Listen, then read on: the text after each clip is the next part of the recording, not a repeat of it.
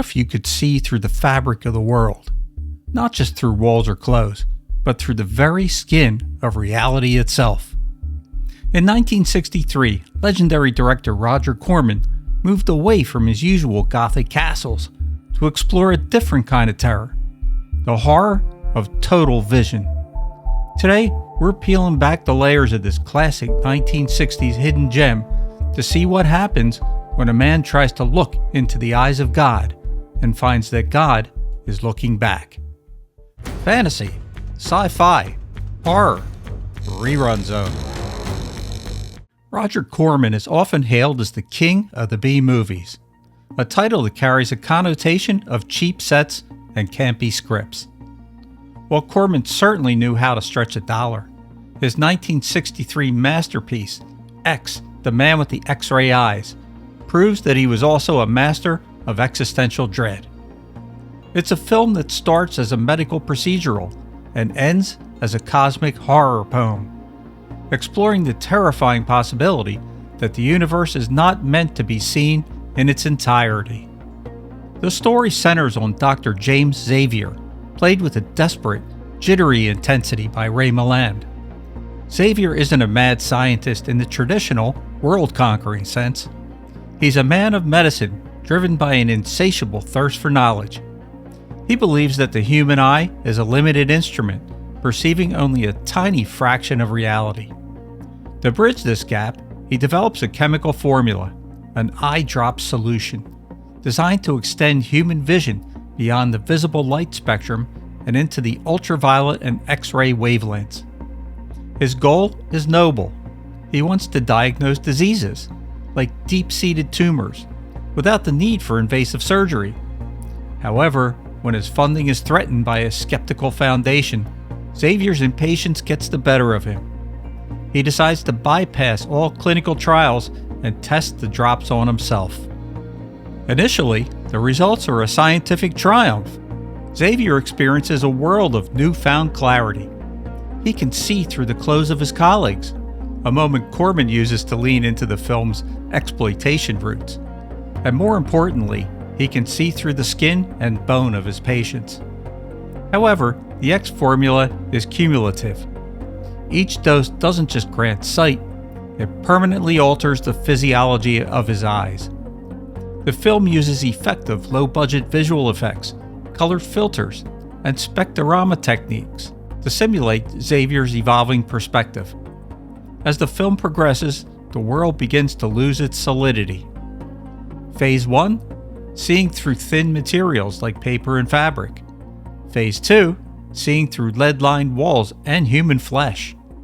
Phase 3, the loss of the mask of reality, where cities look like skeletons of steel and glass. Xavier's tragedy is that he cannot turn it off. Even with his eyelids closed, the X-rays pierce through, meaning he can never truly sleep or find darkness. The world becomes translucent, a glowing nightmare. The middle act of the film shifts from a medical drama to a gritty character study of a man on the run.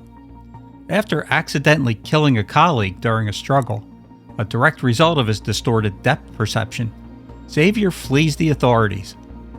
He ends up in the only place a man with magic eyes can survive, the carnival sideshow. Under the alias Mentallo, Xavier uses his gift to tell fortunes and find lost objects. It's a biting piece of irony.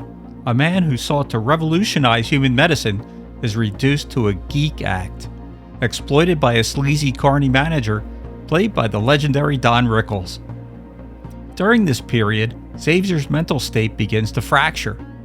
The constant influx of visual data is more than the human brain was evolved to process.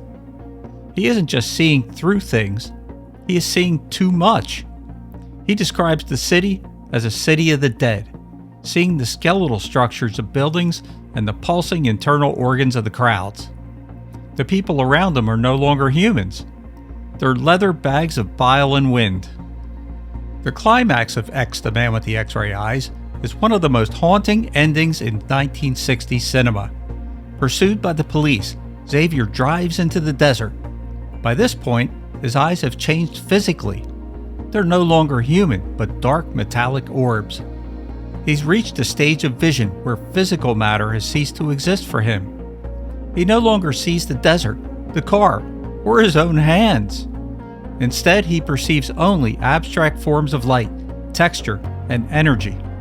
He's looking into the heart of the universe, and it's not a place of comfort. He sees the center of the universe, a place where light and darkness collide in a way that defies human logic. He stumbles into a revivalist tent where a preacher is screaming about the sins of the flesh. Xavier, blinded by his own godlike sight, cries out that he can see the eyes that watch us all at the edge of the universe. The preacher misinterpreted the doctor's agony as a religious epiphany and shouts the biblical command, "If thine eye offend thee, pluck it out." While many 1963 films feel dated, X remains surprisingly modern in its themes. It predates the body horror movements of the 70s and 80s, focusing on the horror of the mind and the senses rather than just gore. The film serves as a cautionary tale about the arrogance of science and the fragility of the human ego.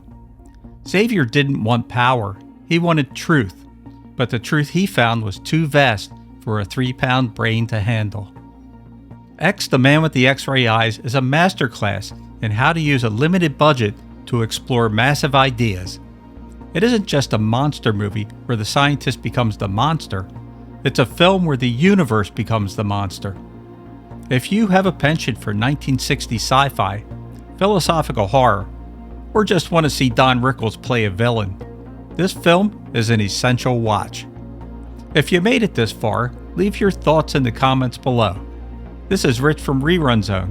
Like, share, and subscribe. Become a channel member. Thanks for watching, and good night.